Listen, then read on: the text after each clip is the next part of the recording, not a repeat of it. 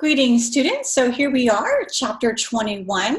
Let's continue our journey talking about middle adulthood. So happy chapter number 21. All right, so a couple different forms of intelligence that we'll talk about. The first one is fluid intelligence. And what we mean when we say fluid intelligence is kind of this speed of thinking or abstract thinking. So I try to remember fluid intelligence at like water. Right? Because water is fluid, it moves, goes down river. And so think of fluid intelligence as our speed in which we can process information. It's also our abstract or hypothetical type of reasoning. It's different from what we call crystallized intelligence, which this is more concrete. This has more to do with general information that we're memorizing, right? And we mentioned before, we talked about IQ scores, and remember we talked about how Einstein was way out there at 165, and most of us are in that 100 range. Yet I mentioned to you, I don't put a lot into like what your IQ score is, and one of the reasons is this, is that IQ scores have been found to increase after the age of 20. So it makes sense, right? You become a college student and you start taking classes which really open up your mind, and they, increase your ability to process and reason and kind of look at the information and memorize that information. And so our IQ changes as we get older. So continuing to talk about these Sternberg's different forms of intelligence, the first one's analytic. And this is good for us when we're in high school. So your analytical intelligence really helps you, again, to kind of remember and understand concrete ideas. Creative intelligence is a little different. That is something that's not just about facts and numbers and memorization. It is about divergent thinking. If you ever saw that movie, Divergent, it was based on that the main character's mind was different. It processed differently. It was more open to creative solutions to problems, and that's creative intelligence.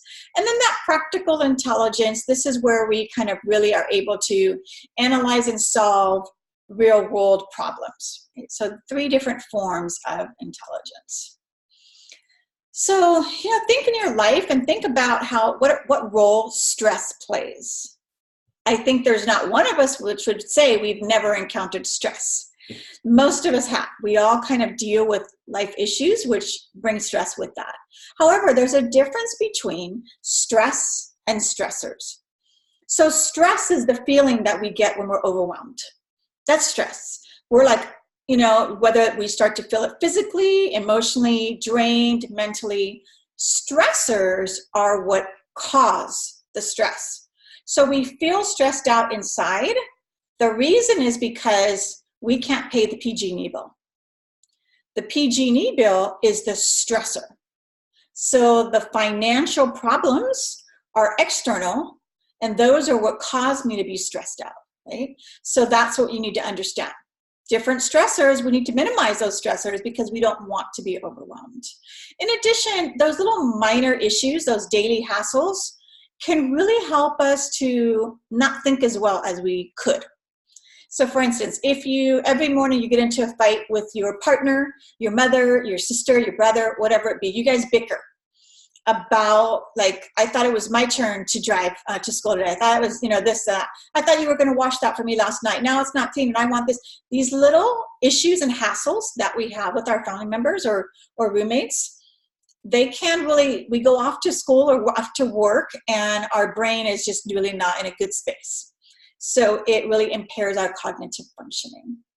And then we've mentioned this before, and you need to keep in mind that what we dealt with, the bad stuff, the trauma, the abuse in our childhood and adolescence, it does affect us and our mortality as we age. And this is why we need to, again, learn healthy coping skills. Learn, if you never saw what it was like to have a good relationship, you had a mother who basically had multiple partners all the time, and you never saw what it was like to work through problems. Instead, when your mother had a problem with the partner, she left, and you learned to leave. You learned, I'm going to check out. I had a friend who did that, right? She said her mother just had boyfriend after boyfriend after boyfriend, and then she would just pack up the kids and say, we're leaving. I'm mad. We're leaving. And so when my friend got married, the very first argument, fight, dispute, whatever you want to call it, these will happen in relationships, that she had with her husband. She said she went over to the bathroom and she started putting all of her toiletries into a bag, and like she was leaving, and her partner said, "Where are you going? What are you doing?" She said, "Well, I'm leaving. I'm going to my mom's." And he said, "No, you're not. We're married. We're going to work this out. You're going to sit down. We're going to have conversation, and we're going to work it out," because that's what married people do. We work out our problems. We don't get to just check out every time we're unhappy about something. And she didn't know that. She had never seen it or learned it. And that's what we need to learn, is whether that's through counseling, whether it's through reading books. I really think that's something people don't do enough of. If you want to know how to be in a healthy relationship, go pick up a book from a good psychologist that talks about healthy relationships. If you want to heal your hurt, or if you still harbor unforgiveness towards people, pick up a book on that and figure out how to do that, right? Or my big thing is find people who are really good examples and hang out with them. Yeah, find people that, like, you hear them always apologizing or asking other people to forgive them, and you're like, whoa, how do they do that? Wow, that's cool. I want to learn that. Then you hang out with them, right? And so what is more stressful for us when we talk about stress? When we talk about stress, is it the traumatic situation that happens like all of a sudden? For instance, on the left-hand side here, a mother who loses her child in a flood. Or is it the more chronic or long-term traumatic issue of a father who is coming from Syria to another country, walking with his child? If you had to guess which is more traumatic, which one would you say? It's actually the slide on the right-hand side. It is the parent that doesn't know if they will gain entry into another country, who is afraid of being sent back to a war-torn country, who bears the responsibility of caring for small children, even though they're displaced, they have nowhere to live. That is more traumatic than somebody who goes through a traumatic situation, however, they get resolution. They find their child, and we're back together, right? So how do we cope with stress, right? How do we do that? In life management, we talk more about dealing with stress and managing our stress, but briefly, let's talk about some people are what I call the avoiders. These are the kind of people who just don't want to deal with it. They tend to internalize. So let's say you have a jerk of a boss. Your boss is a jerk in multiple ways. The avoiders' way of managing that is to ignore it, forget it, and just deal with it. And what happens is they keep all of the stress inside, and it builds. It builds and builds because they're avoiding dealing with it. The next one is someone who might be a little more, is tackling this stressful situation directly. So in other words, you tell your boss, you go in and say, "I need to have a meeting with you." And you sit down to your boss and you tell them, "You know what? You're a jerk. Yeah, you change the schedule at the last minute. You pull us out of our weekends. You yell at all of us. You treat us bad, and you go off on your boss." Well, now you did confront the problem, but what might happen from that? You might be looking for a new job tomorrow, right? Because we really can't do that to people in authority. We can hopefully do what we'd like you to do, which is to be focused on how you can manage these emotions. In other words, sometimes we have to realize that if I were to go talk to my boss, do I think they would change? And a lot of times that answer is no. Your jerk of a boss is a jerk as a person. They're probably not going to change if you have any conversations with them. So now I have two choices. As an employee, I can either decide that I like my job that much that I am going to figure out how to avoid my boss as much as possible. Right? I'm going to deal with it. I'm going to stick in my job and all that, but I'm going to minimize my interaction so I don't get as stressed out. The other option is to realize I can quit. Yeah, I like my job, but I don't like it enough that every day I come home miserable. And so I'm going to find a new job. I realize my boss is a stressor, but maybe I have to be the solution to go and find something else. And that's what we need to do in life, is to realize that sometimes People aren't going to change. Situations aren't going to change. We have to figure out how to cope with them. All right, so some differences that we see in the workforce, if you will.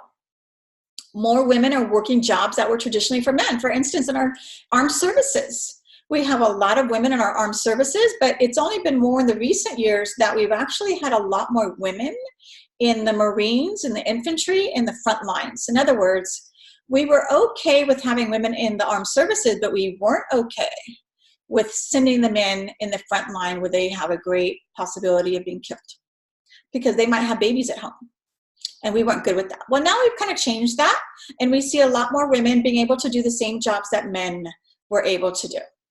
So the term women's work, if you say that term, women's work, it's really a derogatory or unkind, denigrate. It's really meant to put down domestic and caregiving tasks, once thought to be the responsibility of females. So if, like, for instance, you had a couple or a situation in which the female was working outside of the home and the male stays home to raise the children, you might have people or a friend come and say to that male, that partner, that's women's work. What are you doing?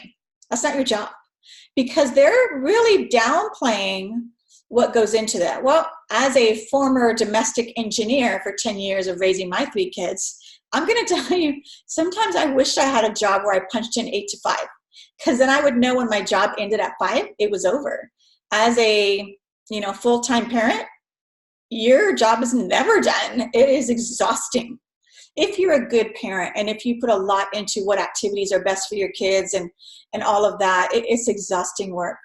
So I would not say by any means that women's work is easy, nor is the label of caregiver or stay-at-home parent a woman's job, because there are men doing that job and doing an excellent job of it.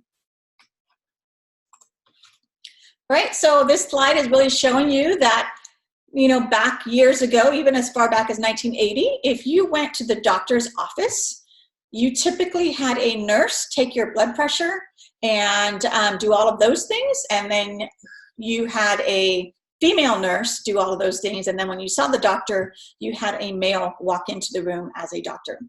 Nowadays, that's changed. So again, in 1980, you were almost 80%, 75% likely to see a male doctor, and only 25% likely to see a female doctor. Now here we are, 2015, and we're looking at almost 50-50 shot that when you go to see a doctor, it could be female, it could be male. So we've really kind of changed some roles and shifted some things. Again, that's why we see, even for those of you aspiring to be nurses, there's a big demand for male nurses because that dynamic has shifted. No longer is it just that women do the nursing work. All right, this was a really short chapter. Make sure to just kind of look through your clicker slides, and I will see you for the fun and exciting chapter number 22 when we talk about emotional health in adulthood.